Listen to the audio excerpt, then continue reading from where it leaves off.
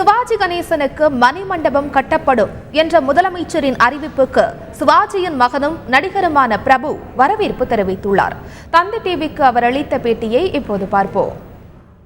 நடிகர் தலைவர் சிவாஜி கணேசனுக்கு சென்னையில மணிமண்டபம் கட்டப்படும் என தமிழக சட்டப்பேரவையில் முதலமைச்சர் ஜெயலலிதா அறிவிச்சிருக்காங்க. இந்த முடிவை நீங்களும் உங்க குடும்பமும் எப்படி பாக்குறீங்க? ரொம்ப ரொம்ப சந்தோஷமா இருக்கு.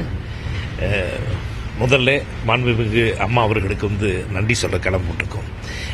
இது ரொம்ப நாளாக நடந்துகிட்டு இருக்க ஒரு விஷயம். அம்மா ஏற்கனவே இடம் கொடுத்தாங்க.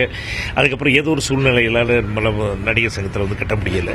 ஆனால் இப்போ மறுபடியும் தமிழக அரசாங்கமே இதை முன்ன நின்று நடத்த போகிறதாக, அதாவது மணிமண்டபம் கட்ட போகிறதாகவும் அம்மா தெரிவித்ததில் ரொம்ப ரொம்ப சந்தோஷம். லட்சக்கணக்கான கோடிக்கணக்கான நடிகர் தளத்தோட ரசிகர்கள் எல்லாத்துக்கும் இன்றைக்கி உச்சி குளிர்ந்துருக்கும்.